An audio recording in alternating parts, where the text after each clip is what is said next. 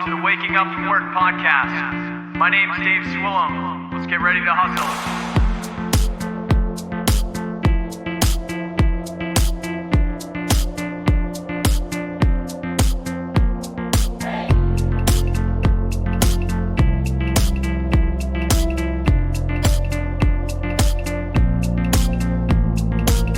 Hey, and welcome back to the Waking Up From Work podcast. You're listening to episode 41 today. This is your host, Dave Swillum.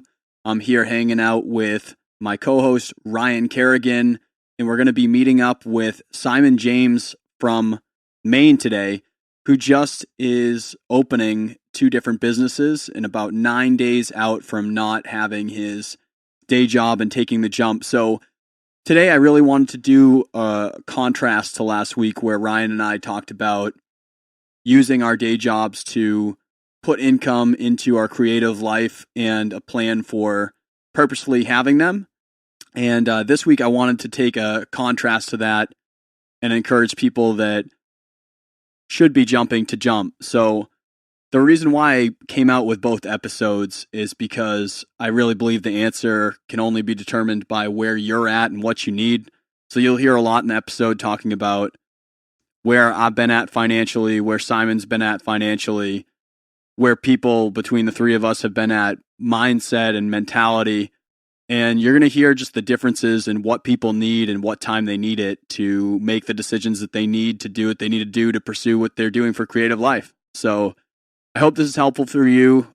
I was hit up by someone the other week saying, hey, last week's episode really made me rethink some things on a monthly basis financially that made me change my plans up a little bit. Thank you. And it really means a lot to me when you hit me up and say that the episodes are helping you in some way. So definitely, if you want to reach out to me, don't be afraid to message us on Facebook, jump into the Waking Up From Work podcast, Connecting Creatives Facebook community and chat on there with other people in the same spot as you. Hit me up at Dave Wake Up on Instagram or Twitter direct. And I love having conversations, and I definitely love to know if this does give you some value. So without further ado, let's talk about 9 days into Simon's jump. Yeah. All right. On that note, welcome back to the Waking Up From Work podcast, where we get to work, making work a passion, doing what you want to do, living your creative life, and doing what you want to do full time. It doesn't even have to be creative. We do music, we do arts, we do straight up business, we do breweries. We're just about we do success. Everything that you want to do that's not what you don't want to do, and just keep it nice and vague like that. Today, you're listening to episode 41. Whoa. Tonight, we're coming live with Simon James all the way from somewhere in Maine Wilmington, that's Maine. Not Portland that I don't Out in the know. woods. Nice, dude. The woods is underrated, man. Welcome, man. Thank you for hanging out with us and spending a good 30 minutes of tech problems beforehand. We really appreciate that pregame, bro. Yeah, thanks a lot for having me, guys. I'm excited.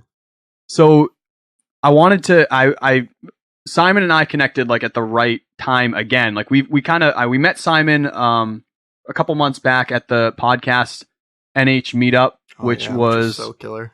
Awesome. If you don't know them, that's the community that we're a part of. We're in that network. We're on their website, Podcast NH. Awesome people there. Shouts. We were there. We met Simon there, who designed the shirts for them this year.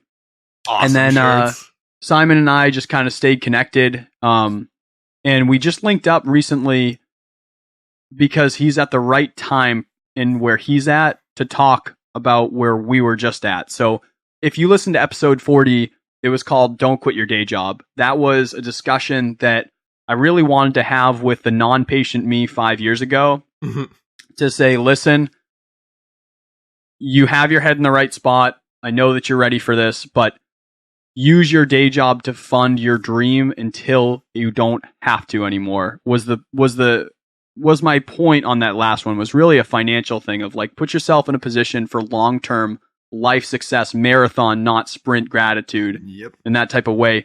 Simon just jumped like what, 2-3 weeks ago? 9 days ago, actually. Word, not even. So less.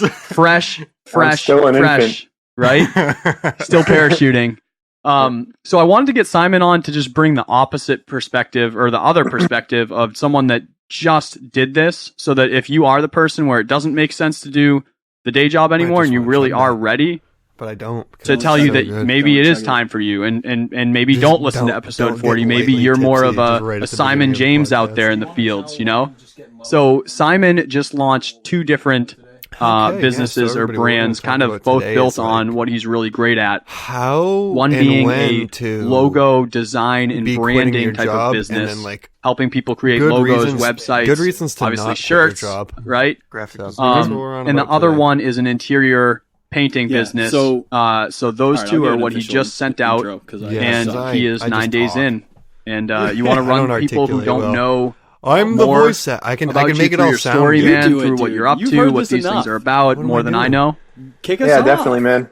Cool. It's been a trip, and my girlfriend, she's like, "Wow, I can't believe you just jumped that quickly." Because it feels like such a big leap, but if you really think about it, this is something it's been in my head for this is how the internet works. You're gonna have people on the internet start berating me in the comments. A week no, they'll go after me for hating on 2020, you. No, they really won't. Jump. They will go right after me. It's something that I've been right on the edge of the cliff. I will start over for many those years. Of you who are already on, and never could muster up that willpower and just throw myself off that cliff. All right, but welcome there's a back lot that's happened in my life that's really brought me to where I am now.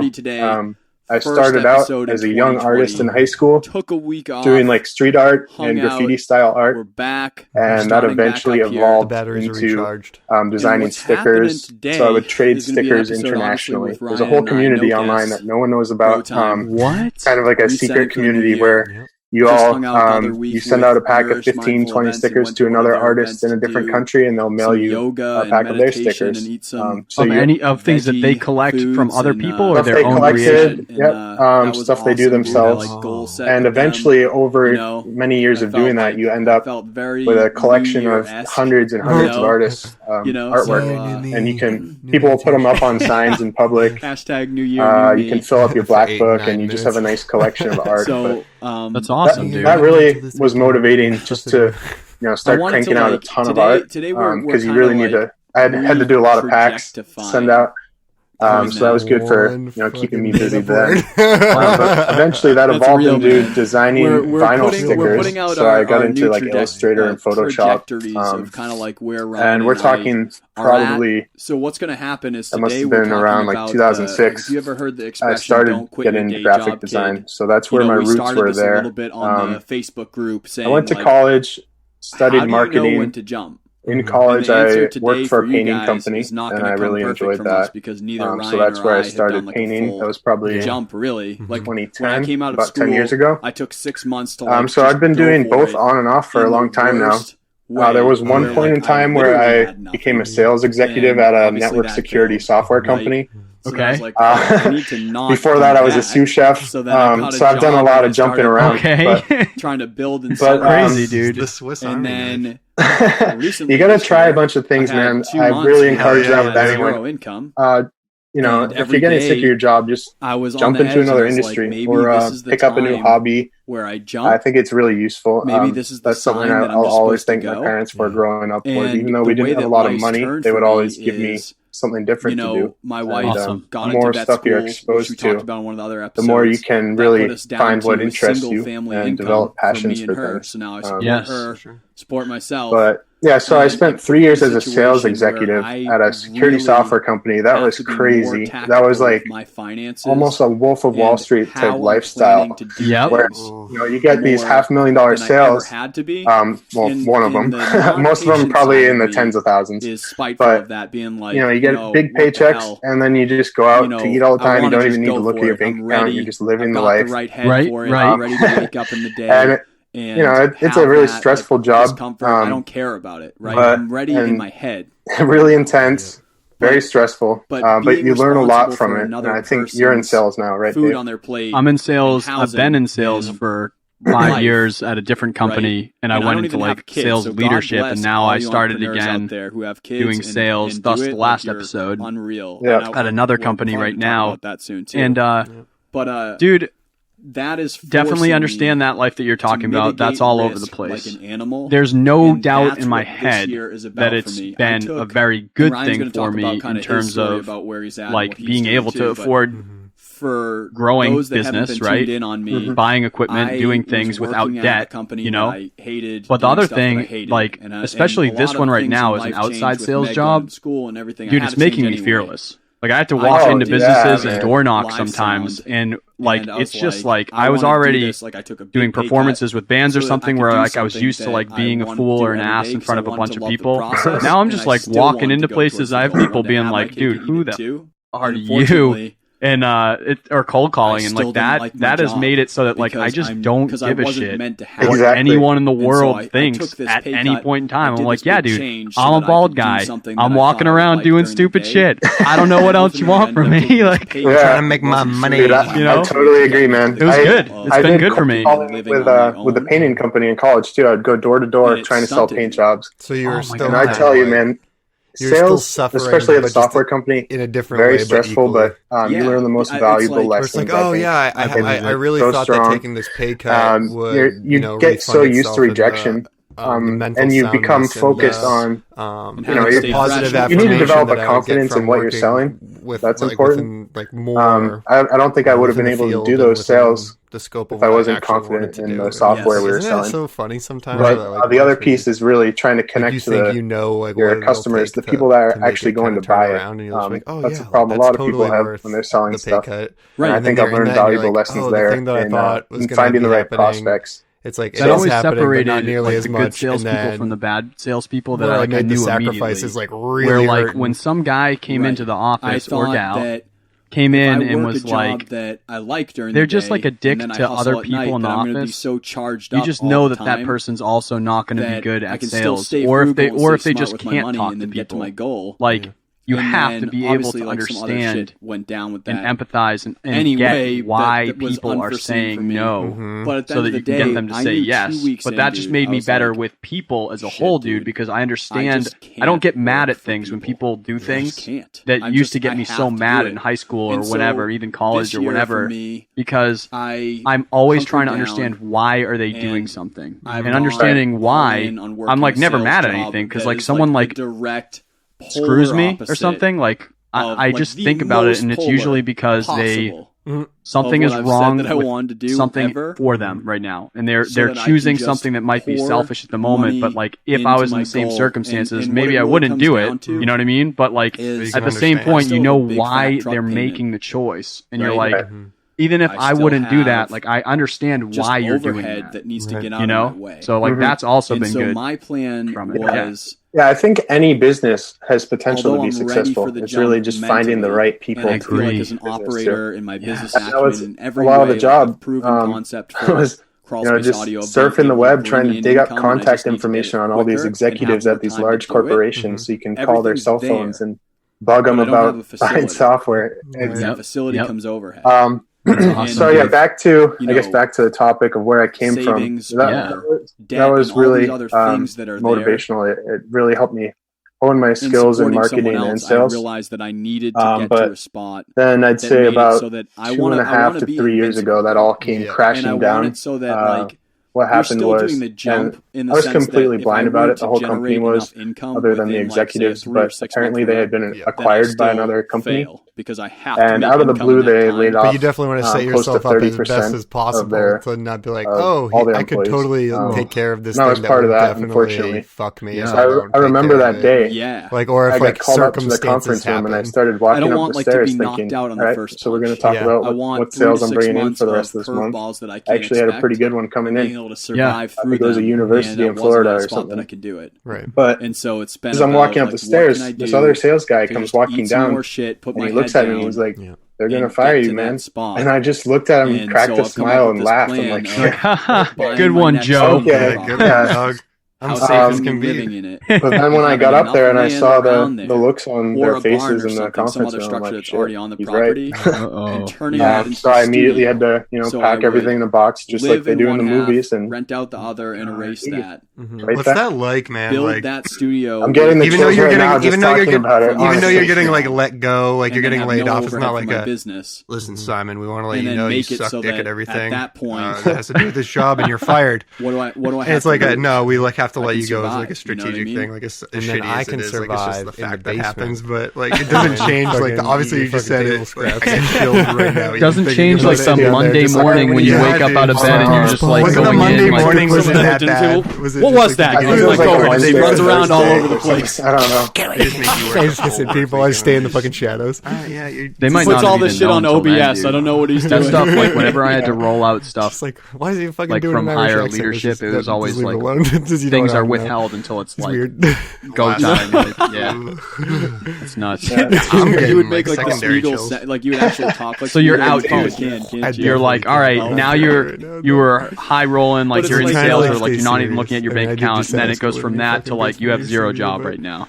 I would do that. Not ready for it at all. Everything that you're planning in life for what you're buying and doing and whatever, everything's not planned for doing that. All of a sudden you're there, boom. There's probably, I see a lot of Planet Fitness showering in the future. It was either a month before that or a month after that. I definitely see like a little bit of that life. Some other unfortunate circumstance unfolded. But where I ended up draining my entire bank account. We talk about into a legal team and like kind of that ruined me. So at the end of the day, I had no job and literally like things on the show. I don't know, maybe no bank account. I wanted to like barely anything. Back on this too and this was just 2.5, maybe 3 years ago. The point of this podcast was basically like to just that the process. I would say that's probably close to rock bottom. Like, navigate the process with people who are way and when you're in a spot like that, starting it forces you to kind of go into survival mode. Yes, you can. I agree. Should goal set. You grind, man. You just do what you can to survive. Right? There's also you learn shit that's to live happen that you can't prepare for. Yeah, you really learn to live modestly. You realize how materialistic you were. Like the Wolf of Wall Street lifestyle. You realize that's so pointless. It's you're just like throwing away money. Have you listened to the past, like the recent episodes for me at all? I've been talking about this. I listened to the most recent one. Yeah. Dude, I had 1 month out that I planned this year, and that was like the best experience to like have that choice to do that. I'd never done in my life to have that ability to not work for a month where I just chose it. I was just like, I'm going to literally leave this company. I'm going to take a month off before I start working somewhere else again. So it wasn't like full freestyle, but like I had a month where like I knew I'm going to literally go to another state.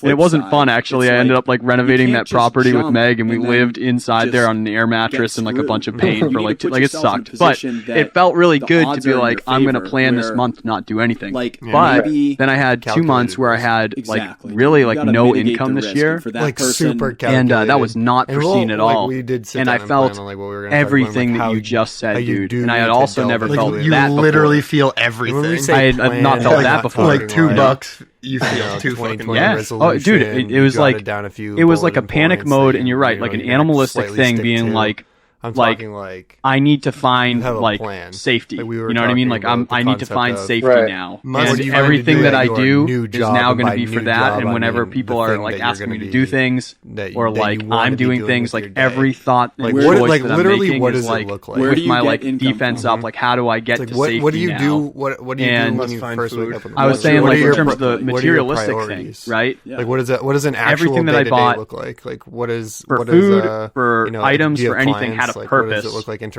heard you talking very about strategic. That. Recent podcast, you were excited about your $2.50. Yes, dude.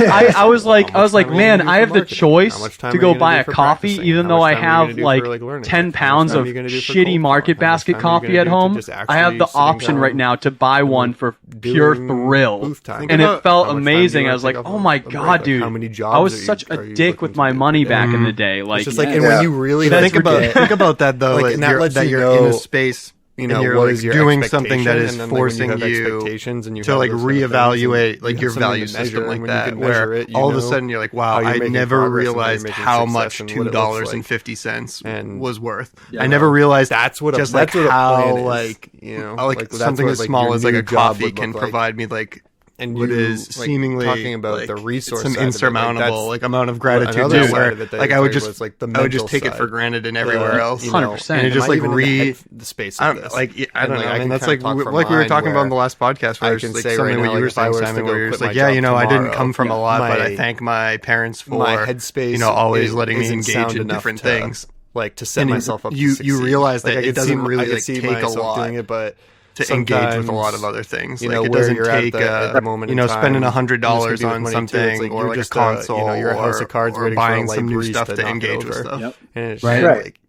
Okay, so, you might be a structure. So I feel you on that, man. It's my long way of saying that I know exactly really sitting what down you're and saying with that. Yeah, and I think think was the first stuff to go. That was my kid. I always get curious about that. When you said, I can only people really have changes in lifestyle, being at the point where and there's a psychological term. I'm at the super lifestyle creep, and it goes both ways. Yes. It goes from going from highly affluent and highly success to none, and then the other way around. People experience the same experience by going different ways.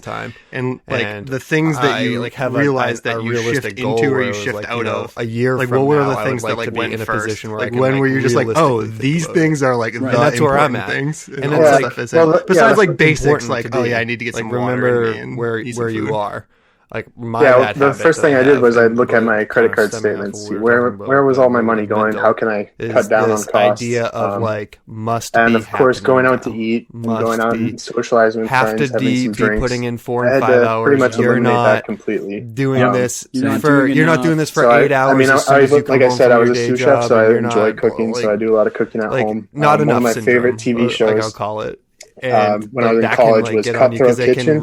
Okay. For me, dude. Cutthroat Kitchen for poor people. Is that where you're going with this, dude? I'm not doing actually, my brother and I, we used to do our own Cutthroat Kitchen. You've got some Trident gum, a coin, and some straw hats. We would go to the grocery store and buy the weirdest looking shit we could find. That's awesome. You don't even know what it is when you buy it. And then we'd write them on pieces of paper, throw them in a hat, and you pick 4 random ingredients, and it's your cooking dinner.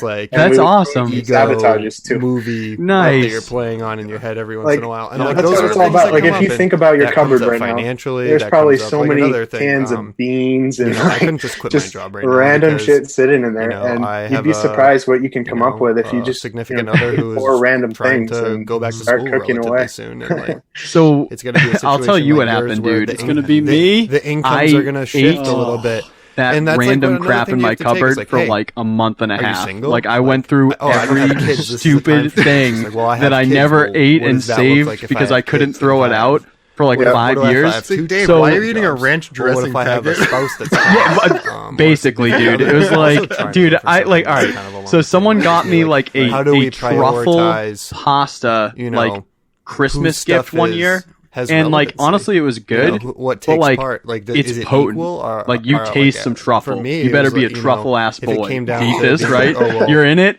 And so I had boxes and boxes and boxes. Hashtag truffle ass boy. 3 years. I'd be like, is your life together? Are you a hashtag truffle ass boy?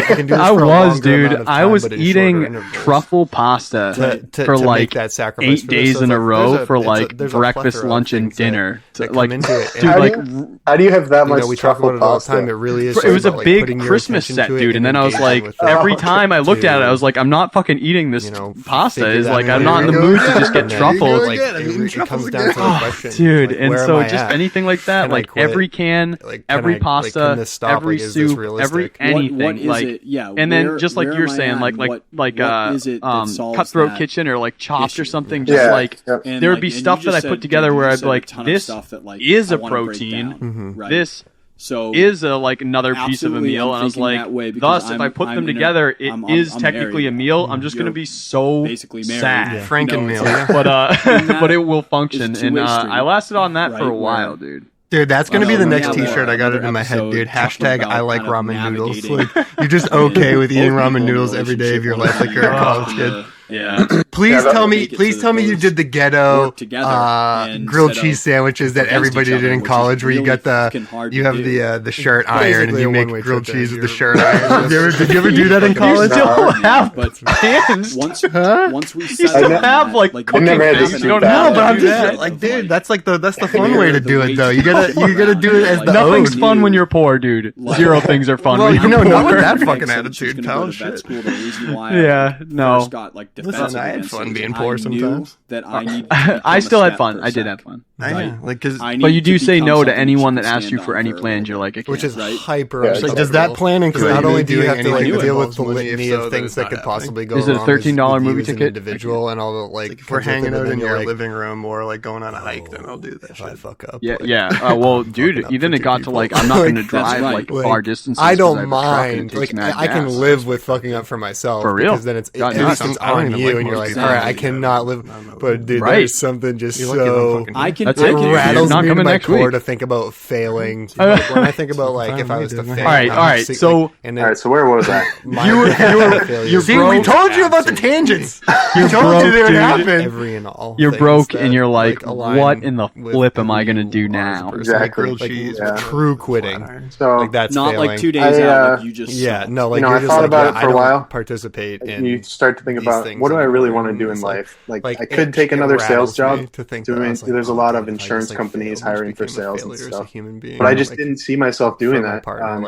The only reason I was in sales at that time was because that's what we were selling motivating. Was actually really cool. It is motivating, and like I said, I it's making me don't think I could sell other stuff that I'm not passionate about. I just got lucky that my first sales job just happened to be a cool product. I'm being an idiot. What happened was What do you mean? Talked to this guy, John, who I'd worked for, painted in college. Make better decisions. And he took me on eventually, and I got back I mean, that into comes painting. with making better decisions. And that was nice because you need to make better decisions, I had a flexible schedule.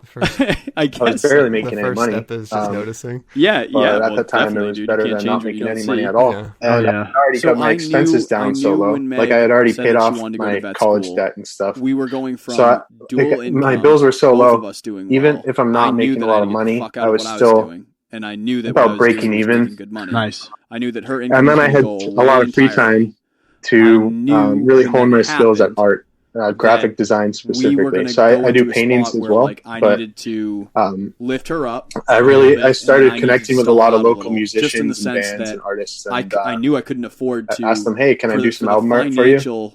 Pieces of, like, so my advice to other people that want to become freelance designers, you definitely want to start out doing things really cheap or even free, or just to get your name out there. And things. Like I knew that would just do it as much as you possibly can. Right. Every single time you want to get better and better and better. When Meg gets another thing that helped me over the past couple of years was Skillshare. That's going to give me it's a lot of website you can go on. I think it was like $100 for a year. And I canceled it after that. But in that year, I took almost every class I could related to illustrations, Photoshop, and design. Get my finance to net zero. Just learned as much as I possibly could. Even like animations. I just started learning animations. Has been crazy, dude. Like and from there, you start to realize people will hit you up that made it so as you get better, and they'll be willing to spend money on your art.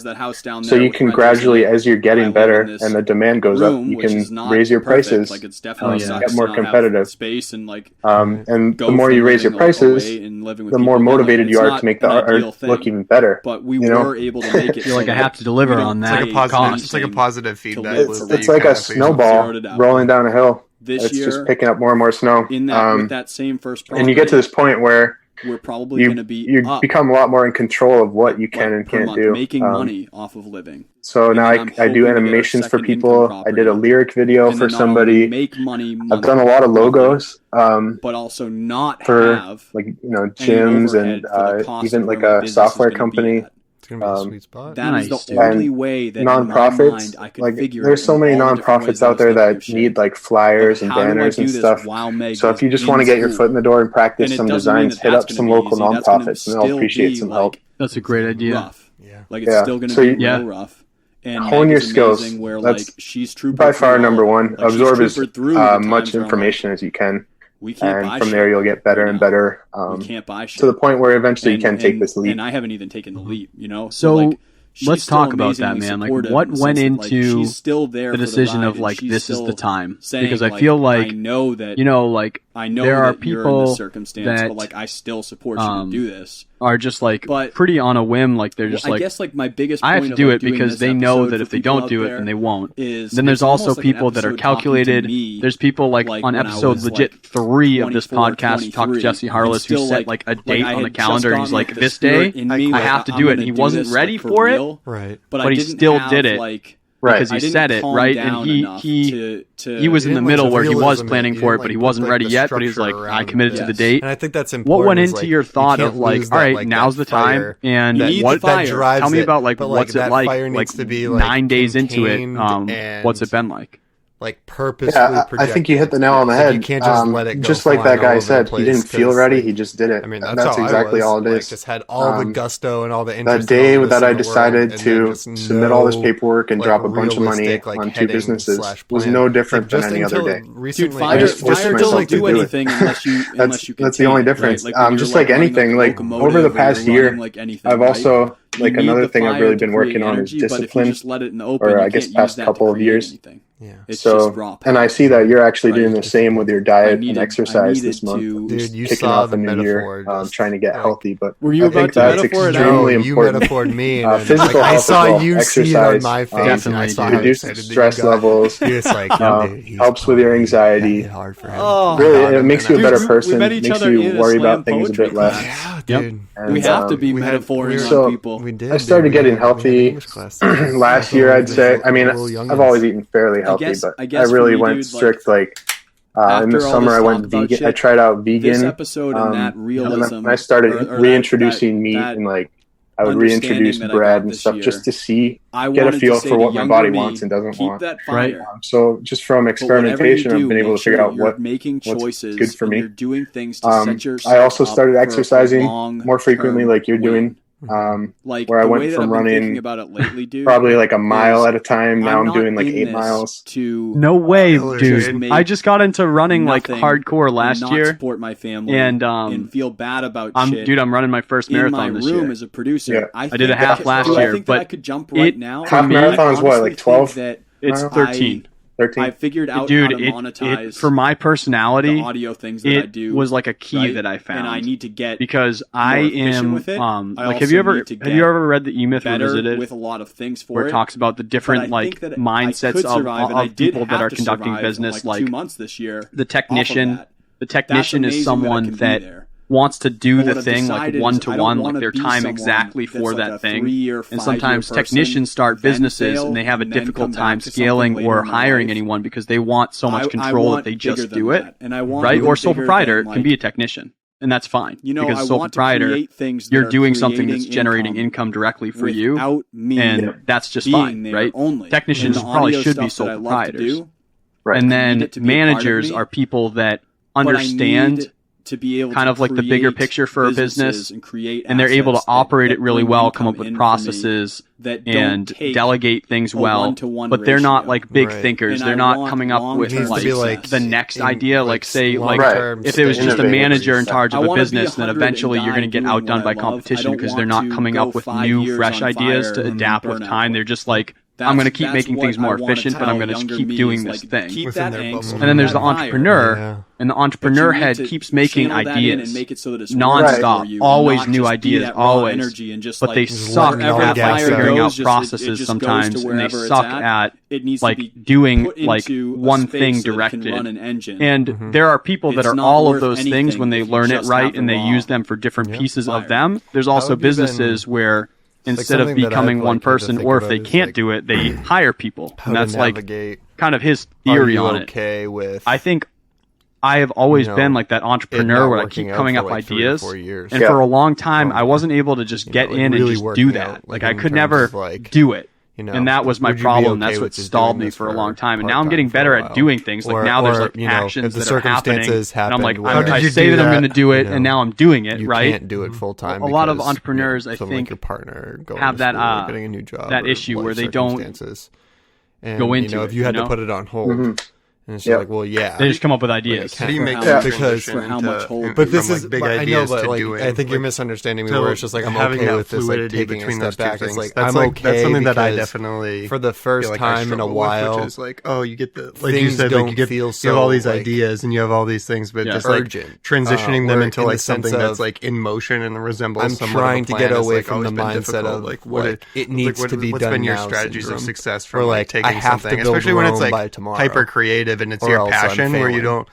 and necessarily feel like you're like, oh, I don't like I said about like hands completely really on it and have it be like stopping hyper structured. It needs to remain like I'm somewhat creative and fluid. In a way, there has to be like that give and take if you're doing it. With you so hard about like where does that transition period kind of happen? Was there really like the eternal run? I find like the best way to balance like a life of success. We kind of went over this, but trying different things. The reason I started 2 companies next month was because I think it's important to see myself doing have your hands in multiple pots. And that's like if you're working one, I personally believe that every single person in America should be working 2 20-hour jobs instead of a 40-hour job. I agree. I think our production rates would go through the roof if we did that. Just like, what would you do? Because everybody burns out no matter what they're doing. Even if it is something you love doing, sometimes it's important. Like especially for me, if I'm doing a logo for someone, I could be sitting here for 10 hours straight. Find a way to take and it's not coming to me. It's just not business. The logo isn't unfolding the way it should. Right. But I spend a 10-hour day kind of rolling walls, painting someone's house, listening to podcasts. And I know that really gets my thoughts going.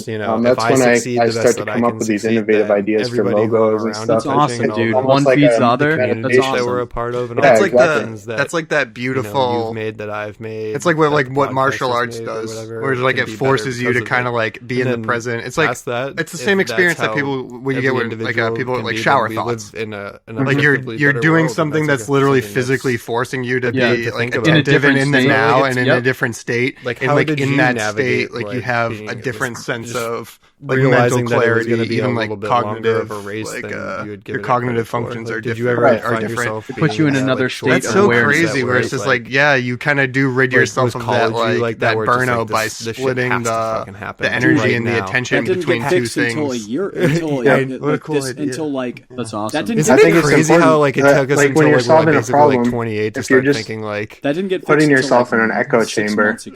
I mean, you can bandage the situation, but I think by exposing yourself to different forms of stimuli in a different environment, sometimes you just get these crazy ideas that just do the trick. It happened in like. Has any of your stuff from painting and the interior stuff dude, like still, led into in the sense of the logos and the graphic design and vice versa? I feel like how much of like a double like how much of a crossover do you try to keep them separate?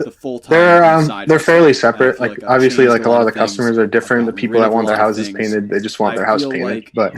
There was one job I did where they saw a mural on Pinterest that they wanted to do for they had an upcoming baby they were expecting and they wanted a nursery mural done. So I took a look at the mural and I used Photoshop and Illustrator. I illustrated the scene myself in a way that it would fit their walls in the corner of their room. Because they had really weird ceilings and stuff. And it makes me frustrated that I adapted the design and during the day. Like, don't get me wrong. Basically, dude, created a blueprint of exactly how I wanted the mural to be. Like, cool. I went in, I made a grid on their wall with tape and executed. So rather than just like free sketching on their wall, I was able to use graphic design. That's the song I sing, dude. You can ask any like a regular interior painter who's just straight up doing like computer matte into finish a million pieces today. All the different things like that's just straight up. Like I have to be happy about it because I'm just like objectively frustrated. You know what I mean? Like they're not going to have that headspace, and they're not going to have probably like, are you okay? Yeah, just the way that they're controlling. Don't dig into me right now. Dude, sometimes I'm like I'm having like a conversation with people, and then like what about being a sous chef? Right? Has like taught you like what's the most important thing? Like you okay? Your face looks tight. My eyes like must like open up. And I'm all about this stuff because I mean we talk about it all the time about like transferable skills and this guy. We just talked about sales for a while and being able to have like a dynamic mindset where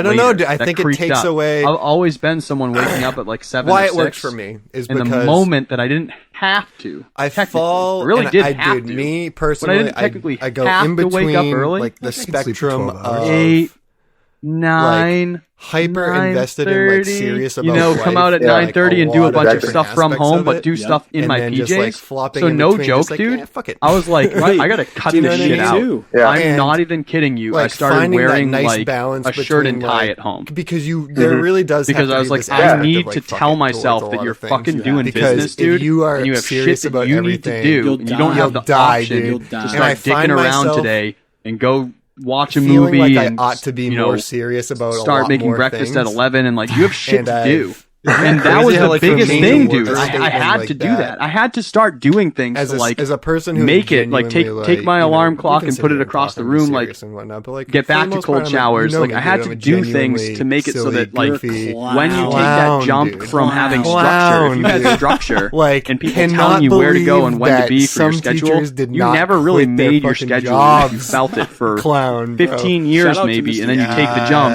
The first couple weeks for me, I had to get rid of all these bad behaviors. Stop worrying about craziness that would distract me from overwhelm, and then get really focused and then go, okay, what is tomorrow? Tomorrow I need to get this done, and then start organizing shit on a calendar so that I got back after maybe 2 weeks or more. It takes some of the weight off a finally little bit. To like, okay, here's routine again. Because people need routine innately as being a person. To flow and a little bit more. We've never really had the options that you have until you really take the jump. Like things flow better. And at that point, my thoughts, now everything's on you. I feel mindset-wise, I'm ready. I'm ready to go where like I legitimately believe when I take the jump where I'm like, this is the jump for good. I think I'm ready mentally, ready to go day one. I've chosen not to right now. Fiscally, there's shit that needs to get wrapped up before I can be long-term successful. That's what I went over in the last episode. Because it's awful or assessment. That's it. Thing that's why we did that. It's your mind or your money right now that dictate when is the time. And I think that if one of those is sour, it has to be fixed. Cushy office job, days off, and this and that. Isn't it crazy how you don't need a lot of money necessarily? You don't need a lot. It lets you know that, but you can't have like infinite. You can't have an overhead that never ending without any like ramp of anything. Has been my opinion. It'll be done. You know, I have debt that comes monthly. It's coming no matter what. So if it takes me 3 months to start building an income, which I know that I can do, I feel cool about that. Like there's stuff that has to be done. In those 3 months, if I don't have enough of a backup plan on getting hammered, then like saying that in my head, dude, not I already can't be aggressive enough. But it's like this isn't infinite. Some Jake Loss put out something as simple as like just getting changed. I'm training with him this year. I'm so excited to hear that. Like getting some your entire day goes. Going back to like I started on my days that I work from home. Like that's who I am. You'd think like, oh, dude, it's better for you to.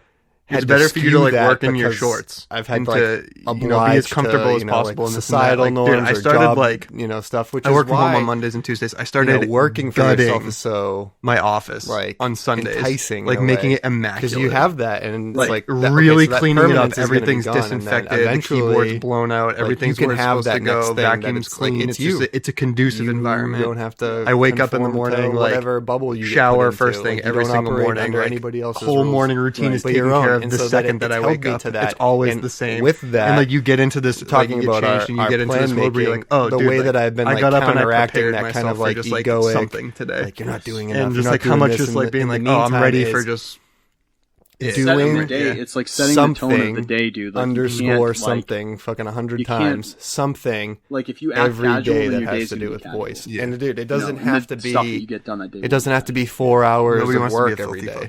Sometimes it's as simple as like I'm engaging in some of my new modules of information. What was that pasta thing with my mentorship? Oh my god! Or it's reading up on some marketing. Truffle boy. Truffle ass boy. My work with one of dude, I'm just jumping out of bed like a truffle-ass boy this morning. Dude, that is a merch, dude. Okay, so Dave and I have been talking about like what are we gonna do for like merch and this and that, but I'm thinking, dude, hashtag something a little bit more of ramen noodles and hashtag truffle-ass boy. Just on a blank. Yeah, dude, Simon, get on. We'll pay you good money for that, dude. I will do that. If I was walking in the city, right, and someone across the way is like, "You fucking truffle-ass boy," I would fight them immediately, dude.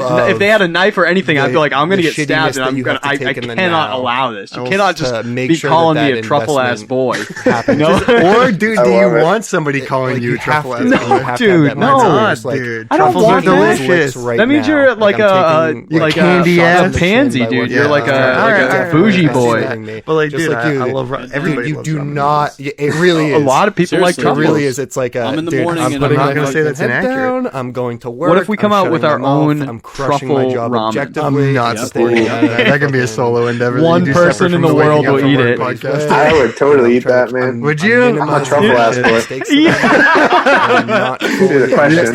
Yeah, what do you do to frame out your day right now to make it so you stay on track? Well, what I was going to say was, you had asked me, what was it that made me take that leap? And I started getting into the whole discipline thing that I've been working on, with diet and exercise, but that also carried over into other areas. I stopped drinking probably 2 years ago. Congrats. We did an episode on that's been great for my health. It's almost social suicide in a way. But isn't that a shame? Dude. In a way, but it gives you a lot of free time. Where you can really hone your skills, figure out what you're passionate about in life. So that's helped me a lot. Saves you some money. And, hell yeah, it does. And I also quit nicotine. That was the hardest thing in my life to do. Quit nicotine. Dude, as somebody who worked in psych forever, I can tell you.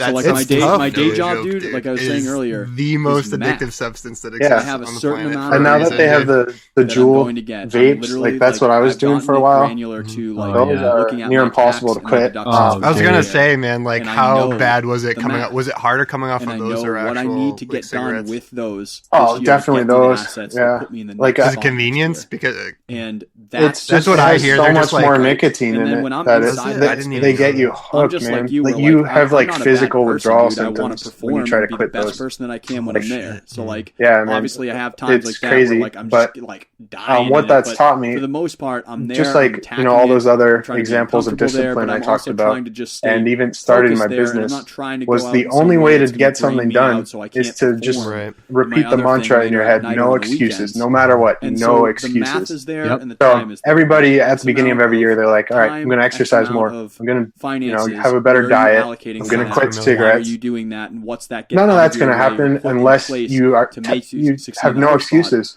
Otherwise, you're just going to get back in that habit. So, every other and that's the only reason I quit nicotine, I think, was because anytime I had an urge, I said, no excuses. Getting more, saving more time. Just in your head, is not good for you. No matter what, no matter how you feel, that's the only way to do it. And that's kind of what I said with my business 9 days ago. I was like, all right, I've been making excuses for years. So you don't have some random... the longer you wait, the more chances there are of more bad stuff happening to you in life that could set you back even further. If you feel somewhat stable, because you had something that you could have solved 6 months before, I guess just but no you decided excuses, to just do it. dig fully into and cover all your bases. So that's what brought me here today, I guess. I built a lot. Quick, but like a lot. I so believe in what you just said. Where now, like, they're definitely no excuses, not only just for like getting shit done, but also so that like you're happy. Because like taking ownership of like taking ownership of the things that happen to you. I believe, like, I think you said it like not long ago. Like the world is happening for you, not to you. Right? One of my friends said that to me at like a reset that I did, and like. I have this amount of time. Other than getting goals, getting things done, it also just makes it so that like there's some stuff that sucked last year. There's some of it that from this was to this level. I don't know. There was some of it that was my fault. The only way that you can get to the there's some of it that was put upon me. But like I still took ownership of it, where like. I know what I contributed to the issue, even if like I felt like it wasn't something that I had control or like imposed. I was like, I know what I contributed. 3 or 6 months of my I know why this happened, and I don't care. I'm going to rebuild and whatever. And it just like stuff's going to happen. Like curveballs are going to happen, and like everyone deserves like a down weekend or a down week to just like take that in, process, and figure out what the fuck is happening and what you're going to do next. Or like, but like you can't. Try starting those 2 months, like shit's going to happen in life. Plans are not going to work. You know, guaranteed. Your time of when it is to jump. Maybe you jump and then you fail after 3 months. Maybe you don't get to jump and it delays. It is a very real thing. But there are either excuses or not excuses, and then there's a why and there's a why not, and it's just like. And then to not it's not doing any favors for anyone. Where you might have to go, you know, it's not doing any favors for anyone. And go to the hospital. I don't know. I mean, like you even know it from the sales background, dude. Like when you say anything, like, I didn't hit my numbers because people in this market don't want to buy because like this territory is no good because of this. It's like no one gives a shit, dude. No one gives a shit that you said that. They care about what the bottom line is and did you achieve it or did you not achieve it? And you know what? If you didn't achieve it and you got fired or something, then you fucking go get another job. Like it's literally it's very simple. it's results that you're delivering things wrong or in life because not, just right? And it's like, what are the curveballs and the things at play that you're navigating through the field? And how well are you bouncing back from them when you fail? Because everyone's going to fail, and it's going to happen a lot. You know, you just got that song stuck in my head, bro. I get knocked down, right? But I get what is it? Chumbawamba? Yeah. Things that like Chub something. We can all try to getting things like that. Yeah, dude. We can do. Where they go? We can do like a harmony. They're a one-hit wonder. They got knocked down and they didn't get up again. We made this song and then we became irrelevant. It's kind of hypocritical if you think about it. From Tanner, Portland Pod. We met him. Right on, man. Yeah, my point is though, like, have you ever listened to the podcast The Happiness Lab? Started Portland Pod. Some lady, she's like a psych professor named Lori Santos or something. Right. That sounds intriguing. The reason being is because she teaches people how to achieve happiness, basically. When he was starting one of the things out, she was saying was that ever anticipated. I don't know the phrasing. I'm going to try to summarize it. But like he's talking about, like, basically, your expectations are really usually hard. much more potent than the experiences themselves. So if you expect something to be terrible, when it happens, it's just going to be kind of bad. When you expect something to be amazing, when it happens, it might be a little dulled down version of that. Right. You know, say you start and going the way they studied it was they were looking at, or you're doing anything. I don't know what the industry was, but people at an organization, they asked them in advance, if you were to get a raise right now, can I buy this property? What your happiness level would be, and they would rate like a 10. If you got laid off right now, rate what your happiness level would be, and they rate like a 0. And I'm kind of making it a little more extreme than the study actually was. But then when it actually happened and they rated their happiness level, they found that the people that got the raises were actually only slightly happier than they were before. The people that got laid off were only slightly less happy than they were before. So that just proves the power of your mentality. A lot of these fears you have when you're standing on the edge of that cliff ready to throw yourself off into starting a new business, the fears are stronger than I think a lot of the issues that could. It's just like what's the worst thing going to happen? It's like you're going to fucking get a job again that you don't like. That's the worst thing that's going to happen. That's what you're doing. You're going to be now. exactly back where you are at this very point in time. Who cares? But if you don't do it, dude, you're just going to die a slow death. Comes off, bro. You're going to die the death of regret over a long period of time. That makes you into the worst. If you get good at keeping your expenses down, then you don't even need to make that much money to carry on with your life. You have simplistic lifestyle, man. That's what we preach here. Yes, man. We're just simplistic expectations. An exercise I like to do with people is I'll ask them, what do you want in life? And sometimes they'll say, I want a big house or I want a car. But if you just keep asking, okay, but then what? If you just keep that chain going, living, you know what I mean? Like eventually they're gonna run out of things. I think to say. It all comes down to happiness. Things to want. Like, dude, you like imagine it's like we have a fucking podcast together. So when you buy a new car nowadays, with like you know that feeling when you get a new car? I think you got a new truck, right? That new car scent, that new car feel, right? The best thing that I've ever. I'm so happy. This is amazing. That feeling dies down probably after a year. Dude, I hate it. Maybe even before that. Like, yeah, definitely before that. It's all just temporary. I got it. I was like, this is a fucking depreciating value. Don't get me wrong. I know the payments I'm making on this. My goal. Imagine you have the car you want, the house you want, but the wife you want. Love doing voice. Everything in life is perfect. You have all the best food. Coming from being somebody who is like materialistic that you can think of that you want. You've got it all. You've got what do you do now? What do you do now? Yeah, I would love to just not have the burden. There's no greater happiness than doing an awesome design for someone, feeling that pride in what I did, making them happy. Of like life, dude, where it's just like, man, I just I think a lot of the most valuable things in life are more social rather than materialistic. Just have my damn garden. It really all just comes down to happiness. So yes, dude. Why little community that I try to go through all these hoops to get the car and the house when you can just skip straight to the end game? Little overhead, and then it'll all come afterwards. In terms of like the money always comes. In terms of like those things will always come. Like you could always work at a fucking Subway or some shit if you wanted to. If you wanted to, and buy those things. I want to have a net. I just think about. To motivate myself past like those excuses, right? I think about like 95-year-old me like right? done that's kind of like you're gonna tell your grandchildren about that one car that you had. You're gonna tell them about it. You're gonna be like, dude, that silver truck that I had, that thing was an old workhorse. That thing was great. You know what I mean? I'm gonna be. I might love a car or vehicle and associate that in my head. For those of you that don't, but that will be the one conversation, the one point, the one time that equates to in my whole life. Yeah, they were. But your day to day, that was one of the first long periods of times. That's literally your life. Yeah, it might have been the first. That's your legacy. Yeah. That's what you're known for. That's the ripples that you created before you are physically gone. You know, George was what did you leave? You can't think of money created new life, and then also like for yourself when you're 95 and you're on that spot, you're going to talk about that car for one conversation when people are talking cars, right?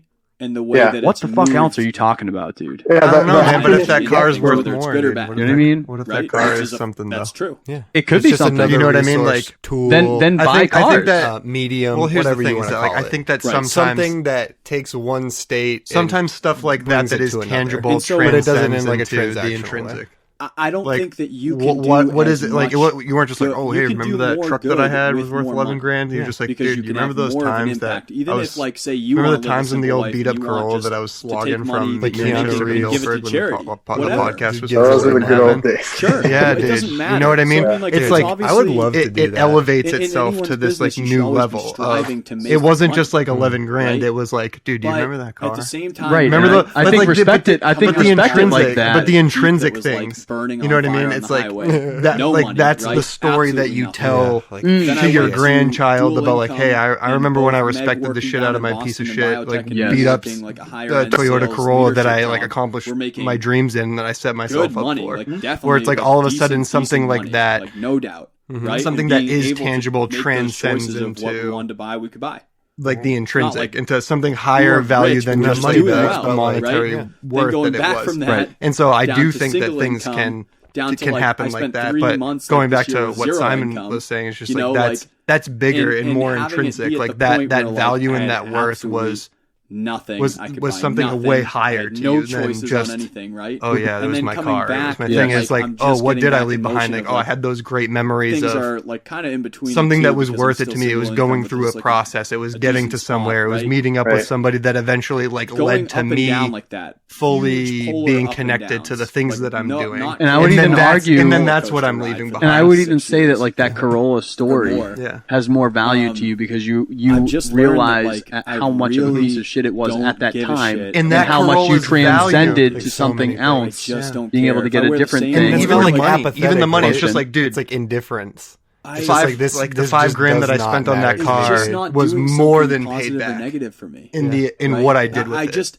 And so like all of a sudden, something that was very monetary and very like existing in the hard and tangential world. Also the same fucking music transition into something more personally intrinsically valuable. It's all you, dog.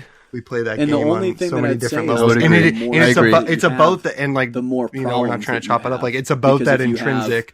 And like what you're saying is like it's about doing that thing. It's like getting past that ego and that, and all you got to register every one of them. So I don't think it's healthy to deprive yourself of all materialism. I know what you mean because for sure, yeah. But that's what I'm saying is that like beyond, like you're trying to explain that beyond all that. Yeah, you always want to be thinking, what if I had fucking AAA billions of dollars? What would I be doing? Something. Yeah, if you had everything in the world, what would you do during the day, and how do you make it so that you actually do that? Why is this real life? Because chances are, whatever you would be doing if you had everything you wanted. I was like, this has never mattered to me. It's something you could be doing right now. This has never fucking mattered to me. Dude. Like these bills in the in the mail and the these and the that. Dude, yeah, you're fucking right. Yeah, dude. I gave myself the chills with that one.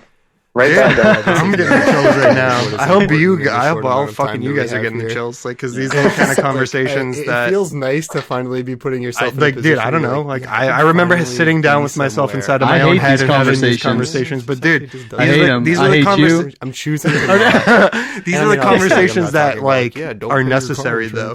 Like these are the things that like you hold yourself up in this mirror. I want to get to a point where it's the fair comparison. Yeah, it's like the necessary judgment that goes like forward that we've all had with each other, and that why some stuff that things that like doing this podcast. It's like 3 or 4 levels of why, dude. Like why do you want that thing? That goes with the things. So like the things that have made the most asking why multiple times. Eventually, you get to the fucking why. Why someone's that's good questions. You get good answers, dude. Right? It's like, have you seen Dude, Where's My Car? To make when they're at the Chinese takeout drive up, and then you know, I want a new car, and then a new house, and then I guess happiness. And then my foot in your ass. If you say and then again, that felt so I love that movie, dog. You just made I it love very it. drive by a place and then just based off of my immediate want.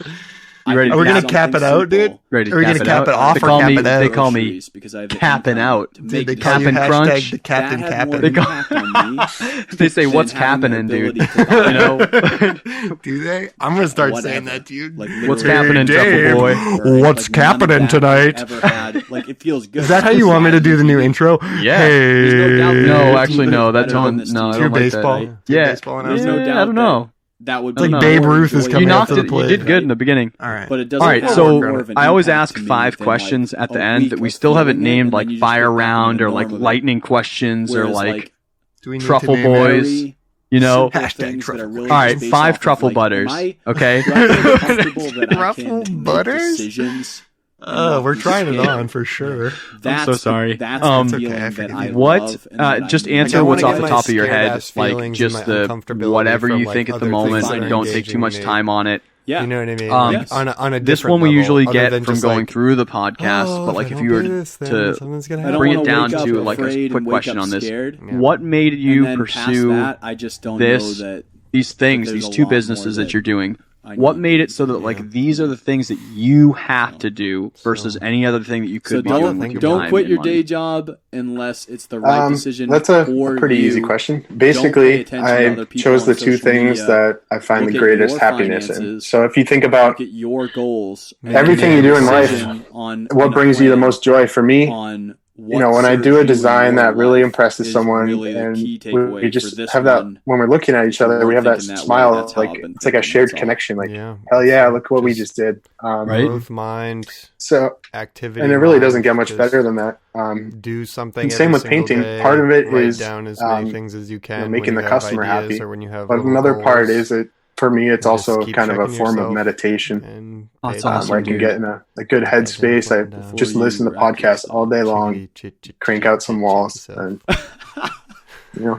That's awesome, dude. I love you. And honestly, like from being a person that's renovated a couple properties, like paint is like 75% of it. If it's an old shitty house, that literally adds like a total different feel to every part depending on how you choose it. That like that if you have some like client that like has the whole house redone, like they'll come in, it will feel like a new house for sure. Mm-hmm. Yeah. Right. So that even itself is adding that feeling that you get from the logos, and then you also get to like meditate and like chill out. You look at the before and after photos. Straight. You know, that's awesome. In the process, so it could be along the way, could be in the last 9 days, could be any part of the process here for these next 2. What is the worst decision that you've made or the biggest mistake where you were like, maybe I learned something from it, right? Because you're a positive person. But if you were telling you that's heading on this way, you're like, learn this lesson, but don't do this thing because that sucks.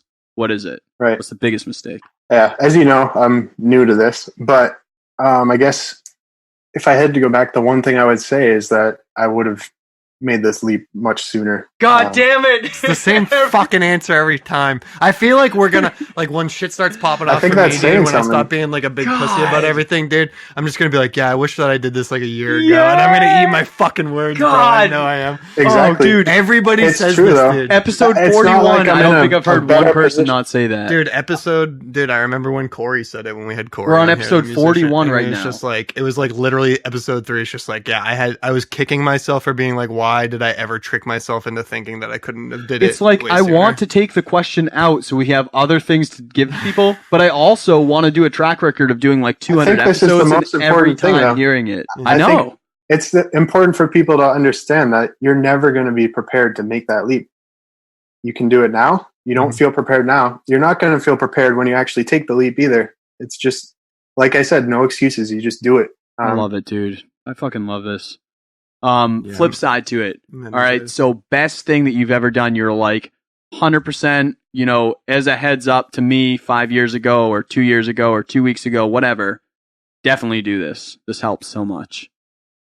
I think the best thing that's happened to me was working in sales, to be honest. I get it, dude. Dude, the lessons you learn there, it is one of the most brutal, most stressful jobs ever. But yep. You're invincible. Super highs and super lows too, just like an entrepreneur. Yeah. Right? Yeah. There's like, you get super, super high. You also have like some super down times, and they're quick between the two also. Like literally like hours. Right? It's crazy.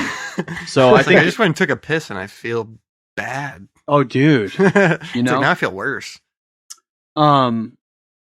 Okay. So what would be a book or a resource or video or podcast, or like what's a good educational component for you that you would recommend to either someone specifically going into your traits or as entrepreneurs as a total or creatives as a total? It doesn't matter. Like what's like some resources or one resource that you really, really dig that people should be into? I don't think I could say one specifically. I can tell you a few that have helped me though. Do it. I think it's important to have like for me, I have a collection of podcasts I'm subscribed to, and a lot of them are focused around the same theme. So I have this podcast, of course. I have the Happiness Lab, which I highly recommend. You said that. That one sounds cool, dude. I haven't heard that. A lot of the stuff they say is extremely cliche. When you hear it, you don't feel like you're learning anything, but I think it's important just to hear it over and over again. Yes. But it's just those like a lot things, of things, right? Like just do it. Like, you know, like it sounds so simple. Any cliche quote like that, it's important to hear on a regular basis, even though it is extremely cliche. Yep. You need to remind yourself of these things. So the Happiness Lab is good for that. I also listen to How I Built This. Cool. I think it's like an NPR one. It's people doing startups and talking about how they got their businesses going. What else? I'm a sucker for a Joe Rogan Experience. Oh, fuck yeah, dude. You can't not. You can't not, dude. Yeah. The range of people that guy talks to is it's just like, cool hearing all these different perspectives on things, even if they're talking about chimpanzees. Like it's good for expanding your mind. Right. Just being able things you didn't think you'd be interested in that all of a sudden blow your mind. Yeah. And it helps you learn to look at things from all different angles rather than being in an echo chamber. You can see different sides of different issues and stuff. Perspective is important. It allows you to actually like be a person who's like fluid and actually has like thoughts about things, not just like, oh, you're a person who thinks like this about this thing, then you think about like this for every other thing. Just like, no, dude, please don't put me in a box. Last question. You're gonna have to think hard on this. Ooh. Where do people find you at? Ooh, it's a tough one. I've got a bunch of get back. I'm sorry, dude. I didn't want to be that guy to you. You stuck around for a lot. So it's Art by Seamonster on Facebook. Seamonster is, I guess it's like my pen name for art. Okay. And the reason that came to be was people started calling me Simonster, and it evolved. So Seamonster. Nice. Wow. I like that. All right. Now, is it like C, like the letter C, or is it actually SEA? No, it's written out just like a sea creature. Sea monster, one word. Gotcha. Art by Seamonster. Yeah, I haven't created social media accounts for my two businesses yet, but the websites are in progress. So that will be up soon. I'll post the updates on Art by Seamonster. On Instagram, it's at the Seamonster207. Hell yeah. Cool. So follow those people on Instagram and Facebook if you want to track down his logo and interior painting businesses, because he's going to tell you where you can find that stuff posting updates on the progress of those businesses, and maybe we can do this in a year or something. And I'll yeah, man, or sooner. Yeah, who knows what's going to happen in a year, man? It's so fun. That's the best part about this podcast. So always evolving. Cool, man. Well, thank you, Simon James. Yeah, man. Thank you so much. The Seamonster, aka the Truffle Butter. No, I'm just kidding. That's me, man. That's me. Dude, hey, thank you so much for being on the podcast and hanging out and dealing with my technical difficulties today. It's been awesome. And then just dealing with me as a human being. And Ryan is an entire human being, dude. I suck. I don't know. I'll be honest. The reason he's on the podcast is because no one else will have him, and I just give him more time here to be away from his parents and his loved ones. Yo. See you later, Ryan. All right, guys. That was episode 41 of the Waking Up From Work podcast. Big shout out. Thank you to Simon for being on there. I really hope that you guys got something from it. And the 2 episodes as a whole to kind of think through where you're at, what you need, and what makes sense for you. If you want to check out the show notes, check out some of the resources that he gave us, head on over to wakingupfromwork.com/show notes. If you want to support the podcast and help us out, you can check out patreon.com/wakingupfromwork. And we've got some goodies on there to hopefully add value and help you out with your creative business. If you want to chat with me, keep up with some of the micro content that's going out, at Dave Wake Up on Instagram, Twitter, and TikTok. And if you want to join in the community, it's really been a lot of fun connecting with you on a deeper level. Head on over to Waking Up From Work podcast, Connecting Creatives, and go ahead and submit to join in there. I will definitely approve you. And tell people what you're up to, show people what you're up to, try to get some other people involved with what you're doing, and connect with people that are facing the same struggles and getting the same highs that you're dealing with and having on a daily basis so that we can all chat it out, figure out better ways to do stuff, and get better at it. So I really want to thank you guys. I have been having a blast doing this. If you want to see us, we're out weekly now on Thursday nights. Check out at Dave Wake Up on Instagram, and we go live most of the time with our guests, and you can see the episodes before they come out and some of the other BS that I cut out of here, even though there's still a lot in there. So thank you guys. Have a killer week. Hope your new year is off swinging. Peace.